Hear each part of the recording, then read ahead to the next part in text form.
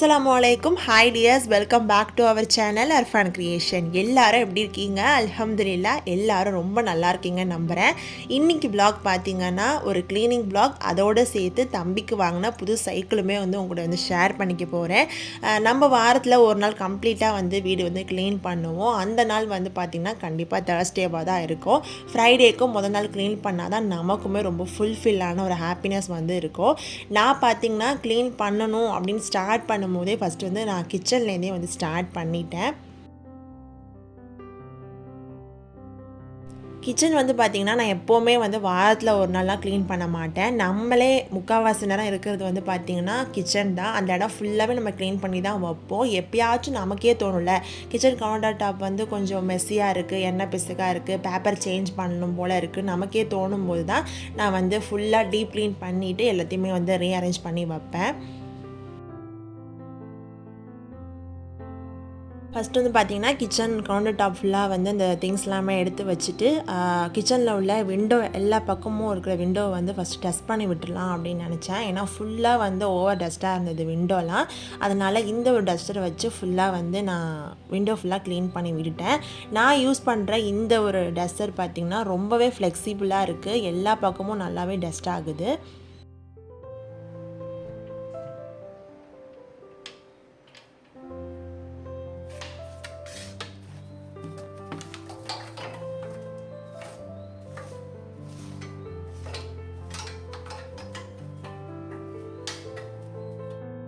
விண்டோலாம் dust பண்ணதுக்கப்புறம் பார்த்திங்கன்னா அந்த டஸ்ட் எல்லாமே இந்த கிச்சன் கவுண்டர் டாப்பில் தான் இருக்கும். அதனால் அதையுமே ஃபுல்லாக டஸ்ட் பண்ணி விட்டுட்டேன்.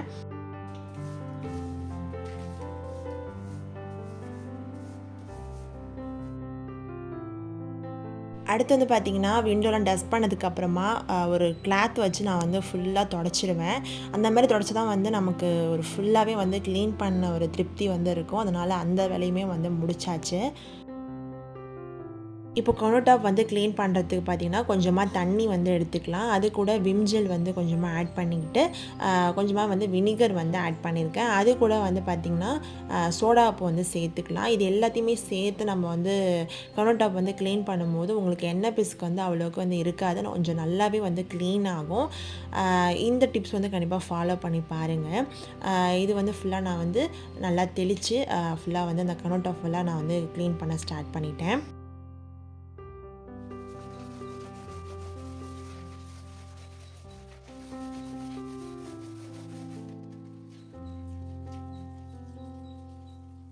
கவுண்டர் டாப் ஃபுல்லாக ஸ்க்ரப் பண்ணி க்ளீன் பண்ணதுக்கப்புறம் பார்த்திங்கன்னா இந்த மாதிரி ஒரு ஸ்பாஞ்ச் எடுத்து நல்லா ஃபுல்லாக க்ளீன் பண்ணிக்கிட்டேன். நான் ஃபுல்லாக கழுவி விடாமல் இந்த மாதிரி ஃபுல்லாக ஸ்பாஞ்ச் வச்சு தொடச்சிட்டேன். அதே ஸ்பாஞ்ச் வச்சு ஃபுல்லாக அந்த விண்டோ கதவு எல்லாமே தொடச்சி நீட்டாக க்ளீன் பண்ணி விட்டுட்டேன். இந்த வேலைலாம் ஓரளவு முடிஞ்சதுக்கப்புறம் பார்த்திங்கன்னா ஃபுல்லாக இந்த கவுண்டர் டாப் ஏரியா இந்த மாதிரி கிளாத் வச்சு நல்லா தொடச்சி ட்ரை பண்ண விட்டுட்டேன்.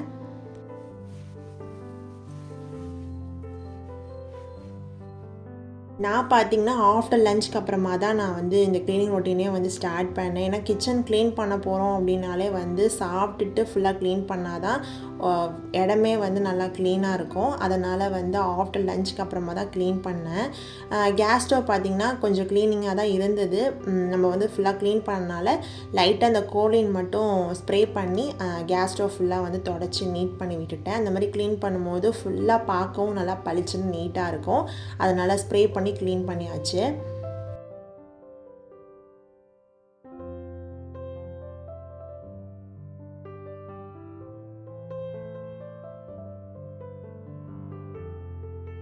இப்போ பார்த்திங்கன்னா கவுண்டர் டாப்பில் நான் எப்போவுமே இந்த சில்வர் வாயில் பேப்பர் தான் போடுவேன். அப்படி போடுறதுனால நமக்கு ஏதாச்சும் கீழே சிந்தினாலும் நான் ஈஸியாக தொடச்சிடுறேன், நீட்டாக க்ளீன் ஆகிடுது. அதனால் ஃபுல்லாக இந்த பேப்பர்லாம் போட்டதுக்கப்புறமா எல்லா திங்ஸுமே அது இடத்துல நீட்டாக அரேஞ்ச் பண்ணி எடுத்து வச்சிட்டேன்.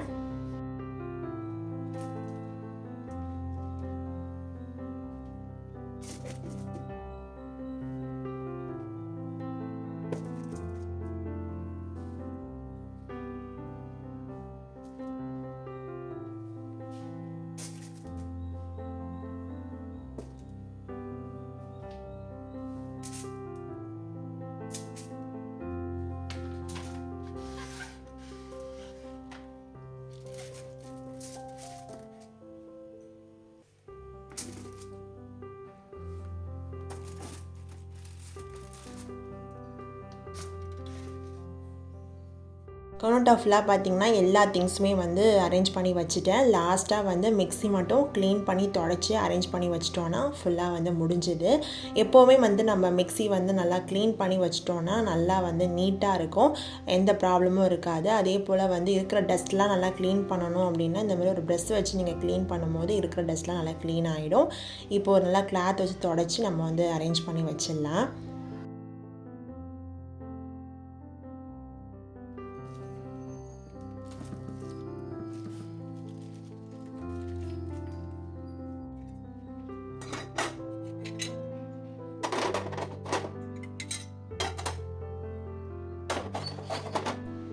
அடுத்து வந்து பார்த்திங்கன்னா நான் வந்து லைட்டர் வைக்கிறதுக்குன்னு ஒரு ஸ்பேஸ் வந்து இப்போ வந்து பண்ண போகிறேன். ஒன்றும் ஸ்பெசிஃபிக்காக ஒன்றும் இல்லை, இந்த ஒரு இது வந்து பார்த்திங்கன்னா நல்லா வந்து ஸ்டிஃபாக ஒட்டிட்டு அந்த ட்ரைபேடோட கவர் வந்து ஒன்று இருந்தது, அதை வந்து இந்த மாதிரி நான் ஹேங் பண்ணி விட்டுட்டேன். அதில் வந்து பார்த்திங்கன்னா லைட்ரு வந்து நான் வைக்க போகிறேன். எடுக்கிறதுக்கும் நமக்கு ஈஸியாக இருக்கும், தேடவும் வேணாம் அப்படின்னு சொல்லிட்டு தான் இது வந்து பண்ணியிருந்தேன். அவ்வளோதான். இப்போ வந்து ஃபுல்லாக வந்து பார்த்திங்கன்னா நல்லா டீப் க்ளீன் பண்ணி கிச்சன் வந்து ரீஅரேஞ்ச் பண்ணி அழகாக எடுத்து வச்சாச்சு. அடுத்து பார்த்திங்கன்னா வந்து ஹால் தான். கிச்சனில் தான் வந்து ரொம்ப நேரம் எடுத்துக்கிட்டேன், ஏன்னா வந்து ஃபுல் டீப் க்ளீன் மாதிரி தான் வந்து போச்சு. ஆனால் வந்து ஹாலில் பார்த்திங்கன்னா லைட்டாக டஸ்ட் பண்ணுற இடம் மட்டும் நல்லா டஸ்ட் பண்ணி விட்டுட்டு ரீஅரேஞ்ச் பண்ணி எல்லாமே எடுத்து வச்சுட்டேன்.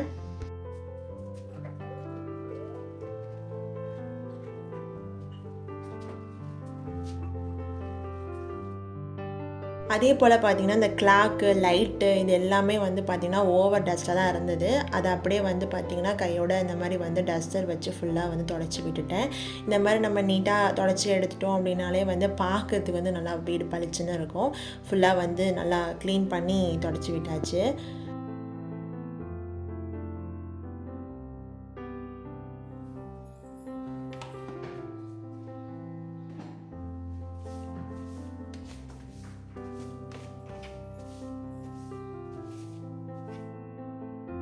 அடுத்து பார்த்திங்கன்னா ஹாலில் உள்ள டேபிளையுமே வந்து இந்த மாதிரி டஸ்ட் பண்ணி க்ளீன் பண்ணிவிட்டேன். ஏன்னா மேலே நம்ம டஸ்ட் பண்ணதெல்லாம் வந்து பார்த்திங்கன்னா கீழே தான் வந்து விழுந்திருக்கும். அதையுமே வந்து லைட்டாக டஸ்ட் பண்ணிவிட்டு கோலின் வச்சு நல்லா ஸ்ப்ரே பண்ணி எல்லா திங்ஸுமே வந்து திரும்பவும் ரீஅரேஞ்ச் பண்ணி எடுத்து வச்சிட்டேன்.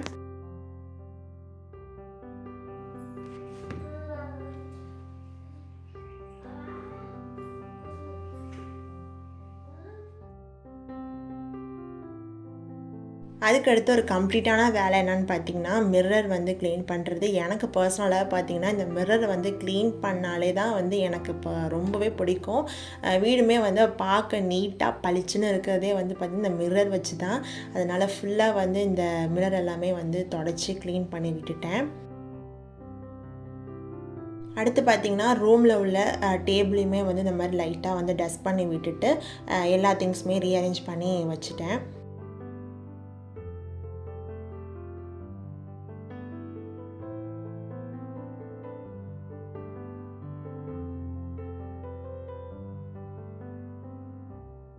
வீடு ஃபுல்லாக வந்து நல்லா டஸ்ட் பண்ணி க்ளீன் பண்ணதுக்கப்புறம் பார்த்திங்கன்னா எல்லா திங்ஸுமே அதது பிளேஸில் ரீஅரேஞ்ச் பண்ணிவிட்டு கடைசியாக வந்து பார்த்திங்கன்னா நான் வந்து வீடு ஃபுல்லாக கூட்டி விட்டுட்டேன். வீடை வந்து கூட்டி விட்டதோடு வந்து கம்ப்ளீட்டாக முடியாது, அதுக்கப்புறம் வந்து மோப்போடு தான் வந்து நம்மளுடைய க்ளீனிங் ஒர்க்கே வந்து கம்ப்ளீட்டாக முடியும். எனக்குமே அதான் வந்து ஃபுல்ஃபில்லான ஒரு விஷயமா இருக்கும். அதனால் வீடு ஃபுல்லாக பார்த்திங்கன்னா நல்லா வந்து மோப்பும் வந்து போட்டு விட்டுட்டேன்.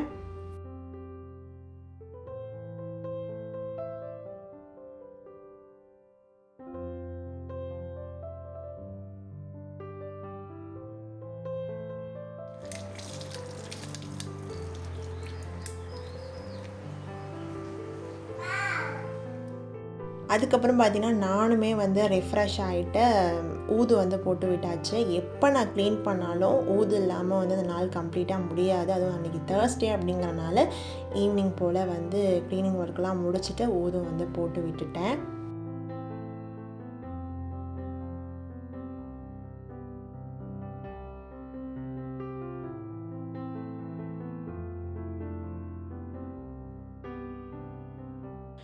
ஈவினிங் போல் பார்த்திங்கன்னா நல்லா ஸ்ட்ராங்காக காஃபி போட்டு எடுத்துக்கிட்டு நான் வந்து மாடிக்கு வந்து போகிறேன். எத்தனை பேருக்கு வந்து காஃபி எடுத்துகிட்டு மாடியில் போய் குடிக்கிறது ரொம்ப பிடிக்கும் அப்படின்னு கமெண்டில் வந்து கண்டிப்பாக சொல்லுங்கள். எனக்கு பர்சனலாக பிடிக்கும். அர்ஃபானுக்கிட்டேருந்து தூங்கிட்டு இருந்தாங்க. அம்மாவும் வந்து ரெஸ்ட் எடுத்தனால பார்த்திங்கன்னா நான் வந்து சரி மாடிக்கு போகலான்னு நினச்சேன். எனக்கு மட்டும் காஃபி எடுத்துக்கிட்டு நான் வந்து மாடிக்கு வந்து போயிட்டேன்.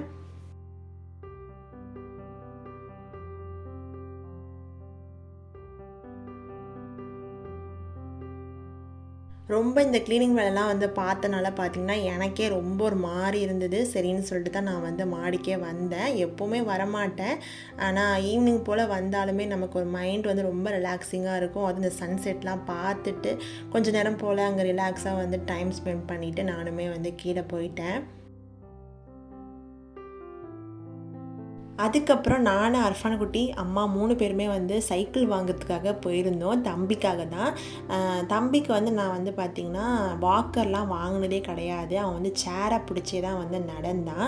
அதனால் எனக்கு ரொம்ப ஆசை தம்பிக்கு வந்து கண்டிப்பாக சைக்கிள் வந்து வாங்கணும் அப்படின்ட்டு. அதனால் வந்து அன்றைக்கே வந்து நாங்கள் சைக்கிள் வாங்க வந்து போயிட்டோம். இந்த சைக்கிள் தான் வந்து தம்பிக்கு வாங்கியிருந்தோம். இதை பற்றின ஒரு சின்ன டிப்ஸுமே நான் வந்து சொல்கிறேன் உங்களுக்கு. நீங்கள் உங்கள் குழந்தைங்களுக்கு வந்து சைக்கிள் வாங்க போகிறீங்க அப்படின்னா இந்த 3 விஷயமும் சைக்கிளில் இருக்கான்னு பார்த்துக்கோங்க. ஏன்னா தம்பிக்கு வந்து பார்த்திங்கன்னா 1.5 வயசு தான் ஆகுது. அவன் வந்து கண்டிப்பாக வந்து பெடல் போட மாட்டான்.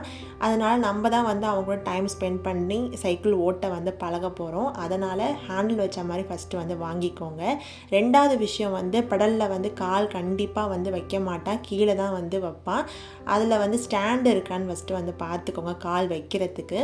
இன்னொரு விஷயம் வந்து என்னன்னு பார்த்தீங்கன்னா இந்த சீட்டுக்கும் பின்னாடி வந்து ஒரு கம்பி இருக்குது பார்த்தீங்களா, அது முக்கியமாக இருக்கிற மாதிரி பார்த்துக்கோங்க. அது இல்லாமல் இருந்தால் ஈஸியாக வந்து தம்பி வந்து எந்திரிச்சு வந்துடுறான். அது மட்டும் இல்லாமல் சீட்டில் ஏறி வேறு நிற்கிறான். அது வந்து சேஃப்டி கிடையாது. அதனால தான் வந்து உங்கள்கிட்ட வந்து சொல்லணும்னு நினச்சேன்.